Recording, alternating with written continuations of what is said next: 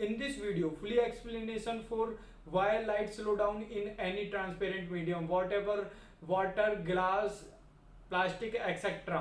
तो पहले हम कुछ पुरानी एक्सप्लेनेशन देखेंगे। एक्चुअली में वो एक्सप्लेनेशन रॉन्ग है, बट रॉन्ग एक्सप्लेनेशन से एक अंडरस्टैंडिंग वे क्लियर होता है, इसीलिए हम कुछ पुरानी एक्सप्लेनेशन देखेंगे, फिर राइट एक्सप्लेनेशन देखेंगे। वैसे राइट एक्सप्लेनेशन को समझने के लिए हमें कुछ टॉपिक समझना बहुत जरूरी है, जैसे कि वेव, पार्टिकल ड्यूअल नेचर और वेव सुपरपोजिशन एक्सेट्रा। तो सबसे पहले रिफ्लेक्टिव इंडेक्स के बारे में जानते हैं। Mathematically it can be represented by radius between two different velocity of light in vacuum and velocity of light in another medium.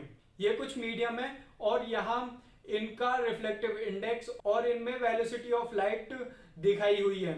जब लाइट किसी डेंसर मीडियम में एंटर करती है तो वह अपने नॉर्मल की तरफ झुक जाती है और स्पीड रिफ्लेक्टिव इंडेक्स के रेस्पेक्टली डिक्रीज हो जाती है। और जैसे ही लाइट मीडियम से बाहर निकलती है, मतलब कि डेंसर मीडियम से रेयर मीडियम में जाती है, तो वह अपने नॉर्मल से दूर हट जाती है और इसकी वेलोसिटी ऑफ लाइट के बराबर हो जाती है और इसकी डायरेक्शन इंसिडेंट रेज के पैरेलल हो जाती है।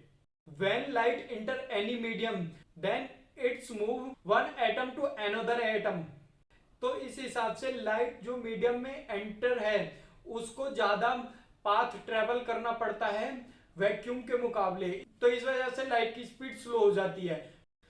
बट इस एक्सप्लेनेशन में कोई डायरेक्शन के बारे में नहीं बताया गया कि जब लाइट मीडियम से बाहर आएगी तो इंसिडेंट लाइट के पैरेलल क्यों हो जाती है, तो ये एक्सप्लेनेशन रॉन्ग था। अब देखते हैं दूसरा एक्सप्लेनेशन। तो इस एक्सप्लेनेशन में जब लाइट किसी मीडियम में एंटर करती है तो उस मीडियम के एटम लाइट का कुछ पार्ट एब्जॉर्ब कर लेते हैं, बट ये एक्सप्लेनेशन ये नहीं समझा पाया जब मीडियम से लाइट बाहर जाती है तो उसकी वेलोसिटी ऑफ लाइट के बराबर क्यों हो जाती है, जबकि इस मीडियम के एटम ने लाइट का कुछ पार्ट एब्जॉर्ब कर लिया था। तो ये भी एक्सप्लेनेशन गलत है। अब बढ़ते हैं राइट एक्सप्लेनेशन की तरफ। तो उससे पहले हम वेव को समझेंगे। तो वेव की वेवलेंथ उस वेव के top to top and bottom to bottom के इंडिविजुअल लेंथ को कहते हैं। तो वेव इसी इंडिविजुअल लेंथ के बीच में ऑसिलेट करती है। तो सेकंड प्रॉपर्टी हम जानेंगे सुपरपोजिशन ऑफ वेव। जब दो वेव इक्वल हो, मतलब कि किसी एक पर्टिकुलर पॉइंट पे उन दोनों के टॉप सेम हो एंड बॉटम सेम हो, तो इन दोनों की सुपरपोजिशन से एक वेव मिलती है जिसकी पीक हाईएस्ट होती है। जब वेव डिफरेंट हो, मतलब कि एक का टॉप दूसरे के बॉटम के बराबर हो, तो ये वेव सुपरपोजिशन करके कैंसिल हो जाती हैं और हमें कुछ नहीं मिलता। जब दोनों वेव की वेवलेंथ डिफरेंट हो तो हमें एक ऐसी वेव मिलती है जिसकी वेवलेंथ डिफरेंट ही होती है। जब सेम वेवलेंथ की वेव एंड डिफरेंट वेलोसिटी से ट्रेवल करें तो हमें सुपरपोजिशन से जो वेव मिलती है उसकी वेलोसिटी डिफरेंट होती है। तो नेक्स्ट टॉपिक है पार्टिकल ड्यूअल नेचर। सभी मीडियम में एटम होते हैं, तो उन एटमों में इलेक्ट्रॉन न्यूक्लियस के चारों तरफ राउंड काटते रहते हैं, मतलब कि फुटबॉल की तरह। जैसे कि किसी फुटबॉल पे चारों तरफ पेन चला सकते हैं, उसी शेप में न्यूक्लियस के चारों तरफ इलेक्ट्रॉन घूमते रहते हैं।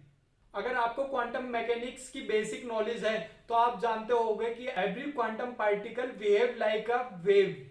अगर आपको क्वांटम की बेसिक नॉलेज नहीं है तो इसे और आसान कर देते हैं।